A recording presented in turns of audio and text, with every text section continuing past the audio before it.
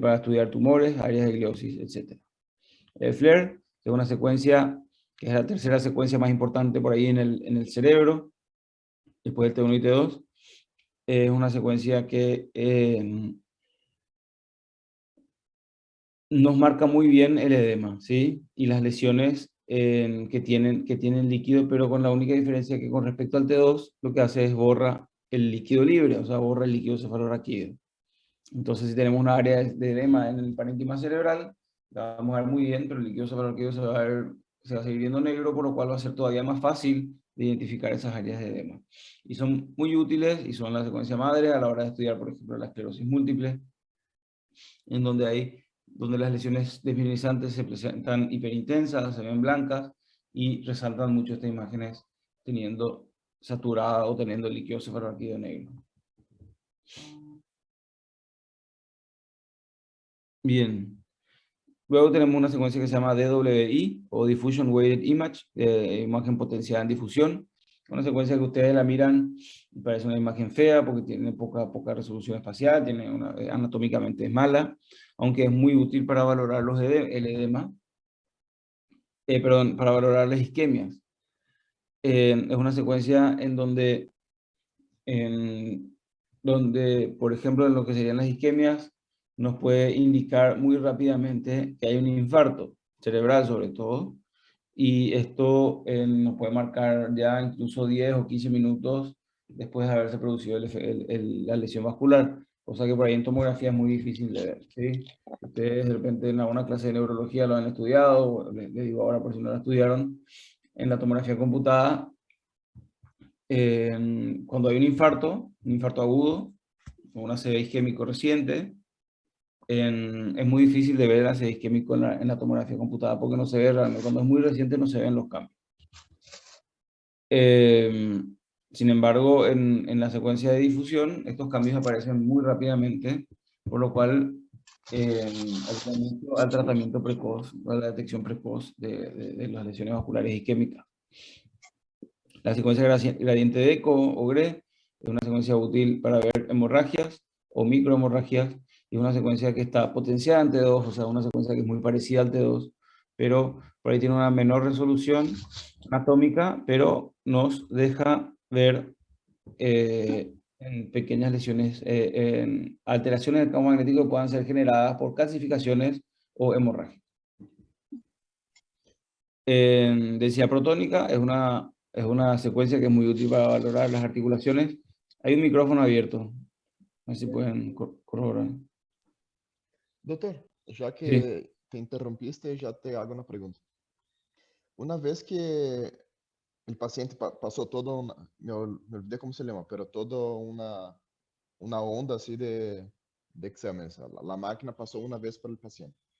sí. Por la computadora, depois eu posso configurar toda a sequência que eu queira analisar, ou no, a máquina tem que passar uma vez por cada sequência que eu quero. Muy bien, perfecta la pregunta. Una vez por cada secuencia. Hay que hacer las secuencias en el momento. ¿Sí? Si hay protocolos. Por ejemplo, hay un protocolo que es el protocolo de cerebro normal. ¿Sí? El protocolo de cerebro normal sería paciente con, qué sé yo, cefalea. Entonces, a ese paciente se le hace un sagital, depende de cada centro, cada médico, en cada centro toma sus determinaciones de acuerdo a qué secuencia y cómo les gusta hacer la secuencia. Entonces, ahí nosotros hacemos un T1, un T2, un FLAIR, una difusión, un gradiente. Son 5 secuencias, T1, T2, FLAIR, difusión y gradiente, son 5 secuencias, todas en el plano axial. Y se hace una secuencia más, que puede ser, dependiendo del centro o del médico que vaya a informar, puede ser un T1 o un T2 en el plano sagital. Ahí termina el estudio, ¿sí? Si vos querés tener una secuencia en plano coronal, el paciente tiene que estar adentro y tiene que decirle al técnico hacerle un T1 coronal, porque antes de que salga, porque yo quiero ver, qué sé yo, la hipófisis en el plano coronal, me gustaría. ¿Sí? Si no lo hiciste, y el paciente se fue, tiene que volver si vos querés ver algo en particular, ¿sí? Después es un protocolo de cerebro normal. Para el paciente que viene con epilepsia, tiene su protocolo también, en donde nosotros hacemos cortes un poco más finitos a nivel de los hipocampos en el plano coronal y con un poquito angulados a los hipocampos. Y ahí podemos ver, por ejemplo, una patología que es frecuente en la epilepsia, que es la esclerosis temporal mesial, ¿sí? O hacemos un volumétrico también para ver si hay algún foco de displasia o algún foco de heterotopía, que pueden ser focos generadores de descargas eléctricas en la epilepsia, ¿sí? O no es lo mismo hacer una resonancia de pelvis para ver una sacroileitis, ¿sí? Una inflamación de la articulación sacroiliaca, pero se pide a veces como resonancia de pelvis, que es una resonancia de pelvis para ver un cáncer de recto, ¿sí? En la resonancia de pelvis para ver cáncer de recto se hacen cortes en secuencia T2, con cortes de 3 milímetros, sin espacio entre corte y corte, son cortes muy finitos, en los 3 planos del espacio, angulados al tumor, ¿sí? Al tumor que tiene en el recto, y sin embargo la articulación sacroiliaca se hacen cortes, qué sé yo, de 4 milímetros cada uno, anguladas a la articulación sacroiliaca. Y si eso no lo hicimos en el momento, no se puede ver. Por lo cual es muy importante, la pregunta es muy válida porque es muy importante a la hora de hacer el estudio que nosotros, los médicos y los técnicos, el técnico radiólogo, que es el que realmente realiza la imagen, nosotros los médicos interpretamos la imagen, los médicos radiólogos interpretamos esa imagen, el técnico radiólogo, pero dependemos mucho de los técnicos radiólogos, ellos son los que generan, ellos son los que manejan el equipo. Es importantísimo que tengamos toda la información necesaria, porque si nosotros nos dicen, imagínense, la gran mayoría de ustedes va a dedicarse a otra rama de la medicina, quizás hay algunos que otros que se dedican a hacer imágenes, pero la gran mayoría de ustedes van a ser médicos que van a mandarnos a nosotros, pacientes, para que les hagamos algún estudio. Y si nos dicen, nos ponen la orden resonancia magnética del cerebro y termina la orden médica ahí y no tiene ningún diagnóstico, nosotros le vamos a hacer una secuencia, un protocolo de cerebro normal.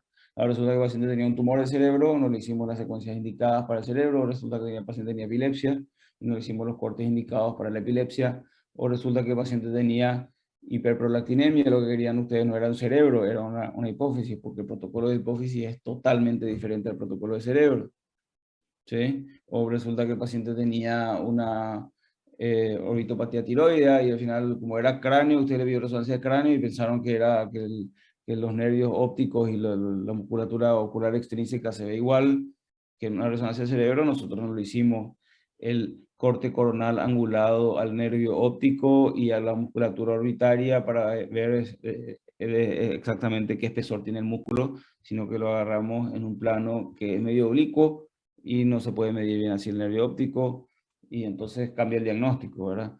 Entonces, sí, es muy válida la pregunta y muy válida la aclaración de que cuando ustedes vayan a pedir el día de mañana un estudio, hagan con la información necesaria, ¿sí? Yo quiero ver, si no saben cómo pedir, quiero una resonancia de órbita para ver nervios ópticos, y fantástico, sí, la resonancia de órbita en líneas generales se hace así, no es un cráneo, es una órbita. Quiero una resonancia del cerebro porque el paciente tiene epilepsia, fantástico. Tengo una resonancia del cerebro porque el paciente tiene Alzheimer, resonancia del cerebro, el paciente tiene Parkinson, resonancia del cerebro, el paciente tiene metástasis cerebrales. Son protocolos, son estudios que, a pesar de que son de cerebro, son muy distintos. Y eso pasa en resonancia y no pasa en tomografía. En tomografía sí es la misma imagen. ¿Ok? Sí, gracias. Bien. Aquí tenemos entonces la secuencia T1, T2 y FLAIR. Y si ustedes ven a nivel periventricular del lado derecho, en la secuencia FLAIR se ve una lesión hiperintensa, más difícil de ver en el T2 y muchísimo más difícil de ver en el T1, ¿sí? A veces en el T1 ni siquiera se ve. Este tipo de lesiones son lesiones desmielinizantes, son lesiones características de la esclerosis múltiple. Y si ustedes miran con un poco más de detalle, van a ver que tiene otra lesión aquí, ¿sí? Bien, aquí un poco más difícil de ver y mucho más difícil de ver en el T1. Por lo cual, esta secuencia, que es la secuencia FLAIR, es la secuencia más importante a la hora de hacer o estudiar una esclerosis múltiple. ¿Y cómo se comportan los distintos tejidos en las distintas secuencias? Bueno, acuérdense que la grasa siempre se ve blanca, el agua hipo en T1, hiper en T2, y la musculatura tiene señal intermedia, pero también puede cambiar, sobre todo con la edad del paciente. Un paciente de 20 años, atleta, tiene una señal del músculo, y un paciente obeso de 85 años, el músculo tiene una señal totalmente distinta. Y no por eso es patológica, ¿verdad? Solamente el cambio, son las modificaciones correspondientes a la edad. Lo mismo puede pasar con el hueso, sobre todo con, perdón, no el hueso en sí, digamos, sino que con la médula ósea, ¿sí? Que va a depender mucho de la edad. La médula ósea de un paciente joven va a tener muchos cambios hematopoyéticos, por lo cual va a tener poca grasa, y la médula ósea de un paciente añoso va a tener mucho reemplazo graso, y vamos a ver que tiene bastante señal bastante alta en T1 y en T2, porque la grasa se ve blanca, ¿eh? Bien, y después los distintos tejidos que van cambiando, sobre todo lo que sería la sustancia gris y blanca que ya les comenté. Como habíamos dicho entonces, la secuencia T1 es una secuencia que es muy anatómica y sirve para valorar la anatomía. La secuencia T2 se usa mucho para valorar el edema y el líquido cefalorraquídeo. La secuencia FLAIR es útil para anular justamente las señales de líquido cefalorraquídeo, y va a mejorar la definición y la localización de lo que serían las lesiones hiperintensas que tienen edema o cambios glióticos. Aquí de vuelta cómo se ven el agua y las distintas estructuras dentro del cerebro en las distintas secuencias.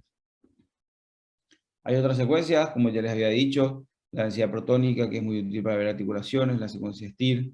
La secuencia STIR es una secuencia que se utiliza más bien también para articulaciones o para estudios de estructuras osteoarticulares, en donde es muy parecida a un T2, pero donde la grasa está saturada, ¿sí?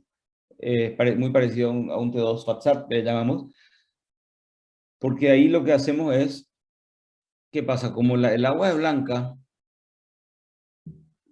y la grasa también es blanca o hiperintensa, y cerca en la musculatura siempre hay grasa, hay fibras intermusculares o intramusculares que tienen grasa alrededor, infiltración grasa. No necesariamente el paciente tiene que ser obeso o muy dañoso para tener grasa cerca de los músculos, por lo cual a veces si tenemos un área de edema en el músculo, nos resulta muy difícil de ver, porque el edema se ve blanco y la grasa también se ve blanca. Entonces se superponen las dos imágenes y no sabemos, no podemos identificar el edema porque queda enmascarado el edema con la grasa de alrededor. Por lo cual utilizamos secuencias en T2 FATSAT, o sea, saturando la grasa en el T2 para que la grasa se vea vacía o negra, o utilizamos esta secuencia en donde la grasa también se ve vacía o negra, y ahí todo lo que es edema se va a ver blanco y va a resaltar bastante, ¿sí? Entonces es más fácil identificarla.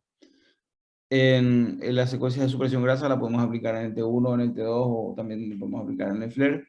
Eso se puede aplicar en la secuencia, no en una secuencia puntualmente. Ahora, se puede aplicar en la adquisición, como preguntó el compañero recién, ¿sí? Nosotros tenemos que decirle al técnico, quiero que me hagas una secuencia en T2 con saturación grasa. No es que vamos a ir a saturar la grasa después, ¿ok? Hay secuencias que hacen, que suprimen la silicona, que nos ayuda a identificar cuando hay prótesis rotas. Secuencias en difusión, como les dije antes, para las isquemias. Secuencias en perfusión y secuencias de susceptibilidad magnética, que también son útiles para ver calcificaciones y hemorragias. No sé si vale contarles, pero bueno, en principio esto es como yo les dije, pero bueno, ahora hay un software nuevo de una de las empresas que vende resonancia magnética, que hace más o menos lo que preguntó el compañero de ustedes recién, todo en uno, ¿sí? Puede hacer, de las 6 secuencias que hacemos habitualmente, creo que puede hacer 4 en una sola vez, y se va al paciente y nosotros vamos a reconstruir las demás secuencias. Es algo bastante novedoso, bastante caro, y no tiene la misma calidad que si la adquirimos por separado, pero la idea de eso es ahorrar tiempo, sobre todo en lo que son los pacientes que no colaboran, que están internados o que son claustrofóbicos. Entonces podemos hacer de repente esa secuencia así rápida, pero la verdad que me parece que no la compró nadie ni no la usa nadie, porque la calidad de la imagen no es tan buena y no es tan rentable todavía. El día de mañana probablemente podamos hacer en forma más automática eso, ¿sí? Con el desarrollo de la tecnología, que ya no falta tanto quizás, y todas las marcas lo puedan hacer. Y bueno, vas a hacer una secuencia, en vez de que dure 3 minutos, va a durar 5 minutos, y vas a poder reconstruir otras secuencias del cerebro una vez que sale el paciente. Esta secuencia, que es una secuencia potenciada ante 2, porque ustedes pueden ver que el líquido se ve blanco. Esto es en la fosa posterior. Es una secuencia que, si ustedes miran, dice no sirve mucho, porque la verdad que el parénquima no se ve bien, se ve todo bastante negro. Yo tengo una lesión acá, capaz que no la puedo identificar, pero es una secuencia para que ustedes entiendan que se hace puntualmente para oído, ¿sí? Nosotros podemos identificar perfectamente el conducto auditivo interno izquierdo y el derecho. Y si ustedes miran con más detalle y agrandamos la imagen, nosotros podemos identificar las dos ramas del octavo par craneal, que son la rama vestibular y la rama coclear. Este es el caracol, ¿sí? Y podemos ver que están indemnes y que están presentes las dos, ¿sí? Esta es la secuencia de difusión. Como ustedes pueden ver, son dos imágenes a la misma altura, ¿sí? El mismo corte del cerebro. La secuencia es una, pero tira unas imágenes como en espejo, ¿sí? Que la imagen de la izquierda es la difusión propiamente dicha, y la imagen de la derecha es el mapa de ADC, A, D de dedo, C de casa, o mapa de coeficiente de difusión aparente, o sea, ¿sí? ¿Qué significa esto? Bueno, básicamente cuando nosotros tenemos una imagen así, que se ve blanca, que tiene unas lesiones blancas o hiperintensas, si esas imágenes o esas lesiones blancas hiperintensas en el mapa de C se ven negras, quiere decir que eso efectivamente corresponde a lo que estamos sospechando, que es un ACV, ¿ok? Isquémico agudo. Ahora, si eso se ve blanco en la difusión o hiperintenso en la difusión y en el ADC no se ve negro, eso es un efecto T2. Es básicamente que hay nomás mucho líquido ahí, que no es un ACV o que fue un ACV hace un tiempo y ya es crónico, ¿ok? Eso se determinará con la clínica y con otras secuencias eventualmente, ¿ok? Pero en este caso sí nosotros podemos decir que acá este paciente tiene un ACV isquémico reciente porque hay restricción a la difusión de las moléculas de agua.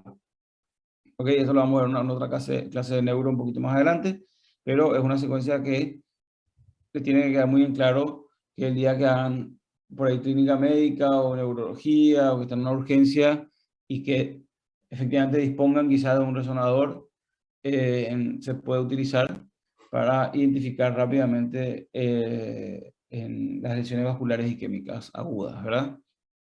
Acuérdense que tenemos una ventana muy corta de tratamiento, que es aproximadamente de 6 horas, que en algunos casos la pueden llegar a llevar a 12 horas, dependiendo de las condiciones, y por ahí la resonancia magnética es un método que puede ayudarnos en algunas situaciones a llevar esa ventana terapéutica a 12 horas. La imagen de la derecha es un T2, ¿sí? Acuérdense que el líquido se ve blanco, y la imagen de la izquierda, como ustedes pueden ver, también parece un T2, y es una secuencia en gradiente, que yo les dije que es una secuencia que está potenciada en T2, que es muy parecida al T2. Si ustedes miran bien, es como que por ahí se ve un poquito menos de detalle, sobre todo en lo que serían los ganglios de la base o la diferenciación cortico-subcortical, pero aparece una cantidad de lesiones chiquititas, milimétricas, hipointensas, que no están y no se ven en el T2. Estas secuencias son estas lesiones son lesiones microhemorrágicas muy chiquititas. Este es un paciente joven que tuvo un traumatismo de cráneo y tenía una clínica un deterioro neurológico que no se podían explicar porque realmente las imágenes en todas las secuencias estaban muy bien, en la tomografía computada están muy bien y en la secuencia de gradientes se detectan. Y estas lesiones corresponden a la lesión axonal difusa, son lesiones de los axones cerebrales de las neuronas, y por ahí no se ven en otras secuencias. Y bueno, explica el cuadro del paciente, un paciente que sufrió un traumatismo de cráneo con un accidente en moto. Bien, entonces lo que es la saturación grasa o la secuencia FATSAT, que yo les dije ya que consiste en hacer que la grasa sea negra. ¿Y para qué nosotros querríamos anular la señal de la grasa? Bueno, ya les dije. Primero para saber si una estructura tiene grasa. Nosotros hacemos una resonancia por qué sé yo, hay de repente lipomas dentro del cerebro. Encuentran una tomografía computada, ven que hay algo una lesión ocupante de espacio, se hace una resonancia del cerebro, le hacemos una secuencia T1, una secuencia T2, se ve blanca, bueno, hagámosle, le decimos al técnico, hagámosle una secuencia en FATSAT para ver si eso es grasa y si satura, si se pone negra en la secuencia FATSAT, le vamos a repetir el T1 pero con FATSAT, la lesión se ve negra, bueno, fantástico, esto es un lipoma, es grasa, no se toca, no se hace nada, ¿ok? O de repente puede ser otra lesión que tenga grasa en otra parte del cuerpo, ¿sí? Para poder distinguir la grasa de otras estructuras que pueden ser brillantes también en T1, ¿sí? De repente hay hemorragias que se ven blancas en el T1, entonces no sabemos ahí si hay grasa o si hay hemorragia, entonces hacemos la secuencia FATSAT, si sigue blanco es hemorragia, si se puso negro es grasa, ¿ok? Para que la captación del contraste no quede camuflada, lo mismo que les dije antes, cuando ahí tenemos un tejido del cuerpo, como por ejemplo puede ser una región glútea, una raíz de un miembro superior, donde queremos ver si hay un tumor, un desgarro, y por algún motivo se le pide contraste endovenoso, el contraste endovenoso se va a ver blanco, ¿sí? En el T1 común. Y si nosotros tenemos mucha grasa, no vamos a ver el contraste porque va a quedar camuflada, el contraste va a quedar camuflado con la grasa, por lo cual nosotros lo que hacemos es, le decimos al técnico que haga una secuencia en T1 con FATSAT antes de ponerle el contraste endovenoso, después le inyectamos el contraste endovenoso y le repetimos la secuencia T1 con FATSAT, y ahí vemos los cambios que hay, podemos ver perfectamente dónde está el área que realza, ¿sí?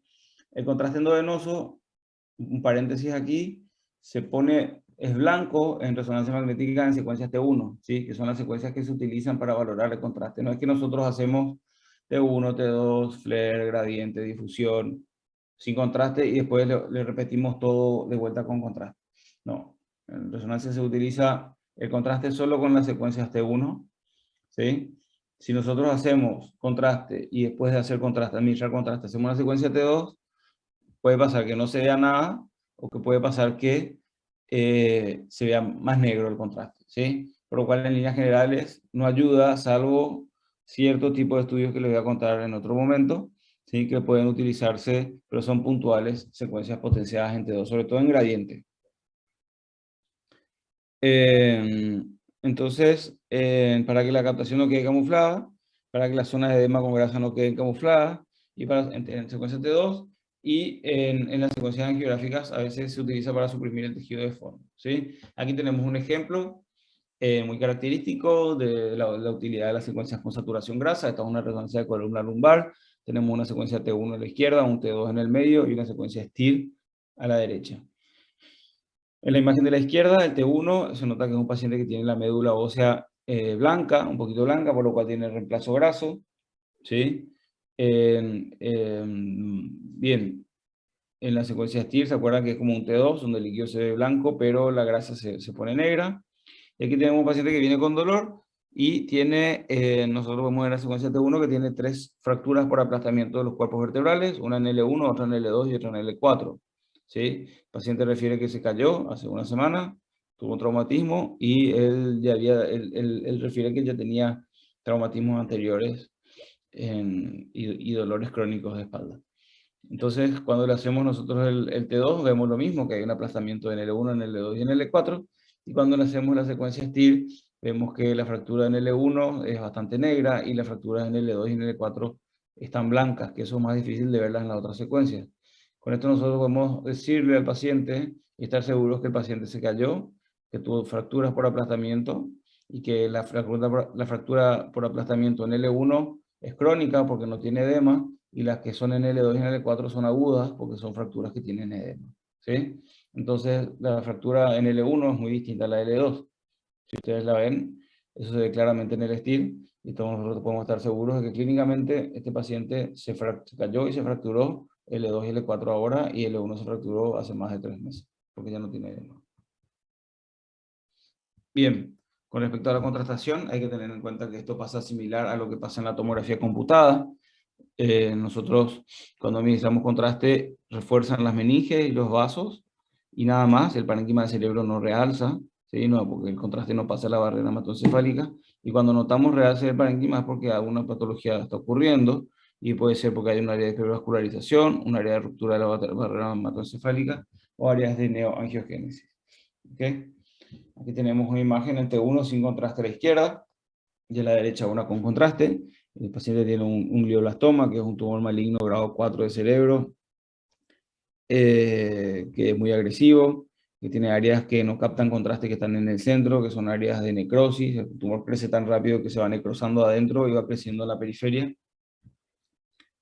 Y como pueden ver, todo el área de realce con contraste endovenoso y las áreas de hiporrealce, que son las áreas de necrosis. Esta es una secuencia de un paciente sin contraste, donde podemos ver que se utiliza el T1 para ver malformaciones cerebrales. Las secuencias de difusión, que son las secuencias para ver infartos que les comenté anteriormente. Esta es una secuencia que se llama secuencia de espectroscopía. Es una secuencia que es el origen quizá de la resonancia magnética, donde lo que se mostraba antes en la resonancia magnética era un cuadro de concentraciones, ¿sí? Lo que se hizo después fue traducir ese cuadro de concentraciones a escala de grises, pero aquí lo que hacemos es básicamente estudiar una lesión, que en este caso está en este cuadradito, ¿sí? Puntualmente, un cuadrado en este punto, y estudiamos cierto tipo de metabolitos, ¿sí? La concentración que hay en ciertos metabolitos, que los más estudiados son la colina, que es el CHO, la creatina, el N-acetilaspartato y el ácido láctico. Cuando nosotros tenemos muy elevado el pico de colina es porque hay un electrolito que es un marcador de membrana, quiere decir que hay mucho recambio de membrana celular, por lo cual probablemente sea un tumor. Y el N-acetilaspartato es un marcador de viabilidad neuronal, que quiere decir que si es normal tiene que estar muy alto, en este caso está abajo, incluso está más bajo que la colina. Entonces quiere decir que ahí no hay mucha neurona por algún motivo, ¿sí? Bien. Acá hay otra secuencia que se llama la secuencia de resonancia magnética funcional, que es una secuencia que no se hace de rutina, ¿sí? Lo mismo que la espectroscopía, son secuencias que no se hacen de rutina en todos los pacientes. Generalmente se pide, el médico tiene que pedir, quiero que tengo un paciente que sospecho que tiene un tumor y quiero que le hagas la resonancia magnética para ver bien ese tumor, quiero que se vea con contraste y quiero que le hagas también una espectroscopía. Sí, porque la espectroscopía a veces me puede ayudar a ver si tiene tumor en los márgenes, sobre todo. A veces uno el tumor identifica muy bien, pero en los márgenes queremos ver si realmente eso que se ve es tumor o no, y entonces ahí de repente en ese punto le hacemos la espectroscopía. La resonancia magnética funcional lo que hace es, nosotros le pedimos al paciente que realice una actividad y lo que hacemos es ver las áreas corticales del cerebro donde donde hay mayor activación, y eso puede ayudarnos a tomar cierto tipo de abordajes quirúrgicos y para investigación, ¿sí? Por ejemplo, le decimos al paciente que mueva la mano derecha y vemos el área cortical izquierda de activación. Entonces, bueno, acá si nosotros entramos a operar un tumor cerebral y entramos por este lado, vamos a tocar el área de activación de la mano, qué sé yo. Tiene que ser también estudios bien orientados porque, ¿cómo se llama? Necesitamos coordinar bien con el neurocirujano eventualmente qué es lo que exactamente quiere ver, y entonces necesitamos trabajar por ahí juntos con ellos para identificar estas áreas de activación. Bien, perfusión es una secuencia que nos permite ver áreas de neovascularización, que puede ayudarnos a identificar cierto tipo de tumores, nos ayuda a identificar si hay una recaída tumoral o un remanente tumoral en un paciente operado de un tumor de cerebro, y también se utiliza para ver zona penumbra en las áreas de aseo isquémico, que es que es una secuencia que yo les dije que nos puede ayudar a la hora de eventualmente alargar nuestros tiempos de tratamiento en el aseo isquémico a 12 horas, ¿sí? Nosotros, eventualmente, un paciente con ácido isquémico, se hace un tratamiento hasta las 6 horas, podemos hacer tratamiento de trombectomía o tratamiento fibrinolítico, y por ahí la perfusión cerebral es una herramienta que nos podrá permitir alargar esos tiempos hasta 12 horas, porque podemos ver que de repente el ACV isquémico es muy pequeño, pero el área de penumbra es muy grande. Esto nos ayuda a ver el área de penumbra, y si esa relación entre el área de penumbra y área de ACV la relación es grande, quiere decir que haya mucha diferencia, o sea, quiere decir que el área de penumbra es un tejido que por ahí se va a infartar más adelante, nos puede llevar a tratar de estirar esos tiempos hasta 12 horas. Bien, ¿cómo se comporta la sangre dentro del parénquima cerebral. Bueno, la sangre se va metabolizando, en las hemorragias cerebrales la sangre se va metabolizando hasta que se va reabsorbiendo, ¿sí? Entonces, cuando recién sangra, hay oximoglobina y luego se va metabolizando a desoximoglobina, metamoglobina intracelular, luego extracelular y luego queda en hemosiderina, ¿sí? Y esto va teniendo un comportamiento diferente, por lo cual, si a mí me preguntan cómo se ve una hemorragia cerebral en resonancia, yo te voy a preguntar, depende de cuándo. En agudo se ve hipointenso en T1, hiperintenso en T2, en hiperagudo. En agudo se ve hipointenso en las dos secuencias, en subagudo temprano, hiperintenso en T1, hipointenso en T2, que generalmente es en este punto en el que llegan los pacientes. La resonancia magnética, porque el diagnóstico se hace de hemorragia cerebral, se hace siempre con tomografía computada, casi siempre porque el método es mucho más rápido. Entonces, generalmente los pacientes llegan en la etapa subaguda temprana para valorar ya estudiados con tomografía computada cómo están, en seguimiento nada más. En subagudo tardío se puede ver hiperintensa en ambas secuencias, y en etapa crónica donde hay hemosiderina se ve hipointensa en T1 y T2, y sobre todo en otra secuencia que es la de gradiente, en donde se ve mucho más hipointenso. Bien, indicaciones del diagnóstico por imagen. Esto es lo que ustedes a fin de cuentas van a hacer, ¿verdad? Van a pedir, van a indicar. Si ustedes van a tener pacientes y van a pedirle a sus pacientes un estudio de resonancia magnética, y a qué pacientes podrían ustedes eventualmente, o a qué pacientes con qué patologías eventualmente ustedes podrían llegar a pedir una resonancia magnética sin ahondar en cada especialidad, obviamente. Lo que sería articulaciones y columnas. Ya les mostré columnas y articulaciones. La más frecuente, la resonancia más común, más frecuente que hay, es la resonancia de rodillas, en donde podemos ver lesiones de los ligamentos, sobre todo ligamentos cruzados, después los ligamentos colateral interno, externo, tendón rotuliano, ligamento rotuliano, etc. Se puede ver meniscos, líquido libre, martrosis, lipomartrosis, etc.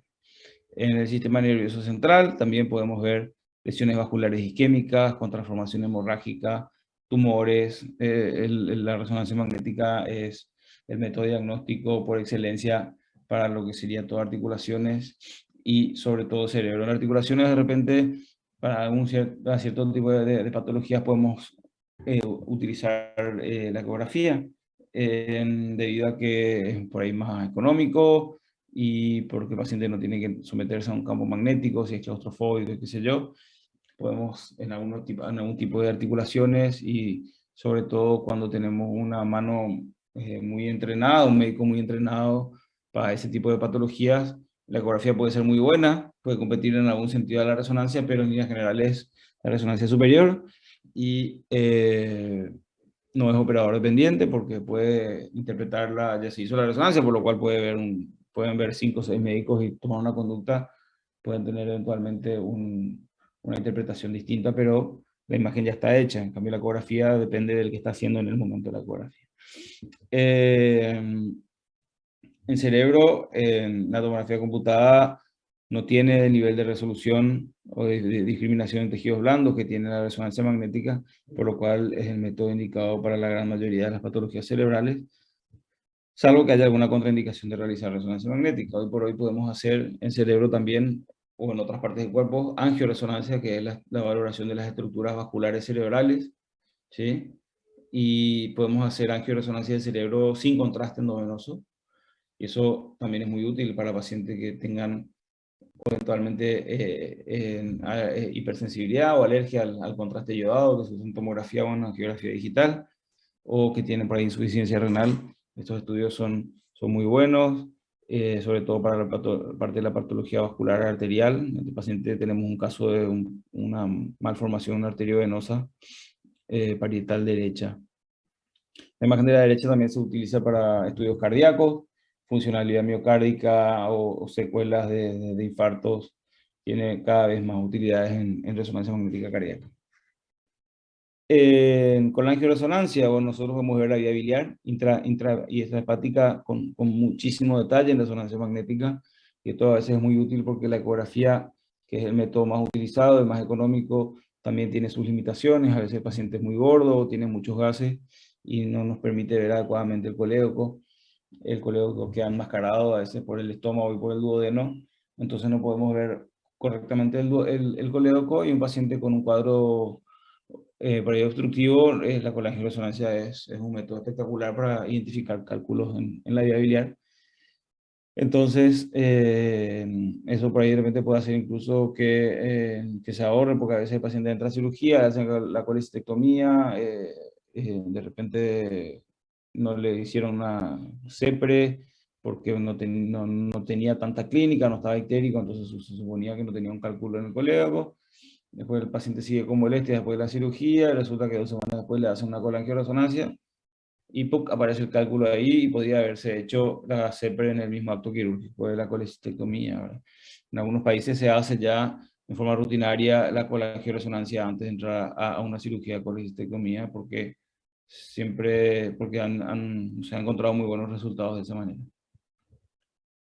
Caracterización de tumores del cerebro o de otro tipo de tumores.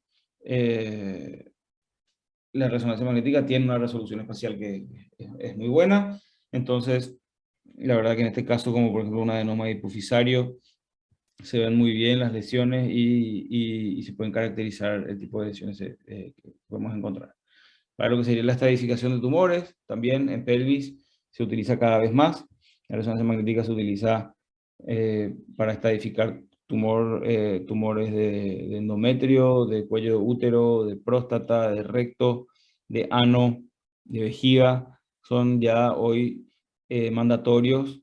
Hoy prácticamente nadie te va a tratar alguno de estos tumores sin tener una resonancia que te estadifique en forma local, ¿sí?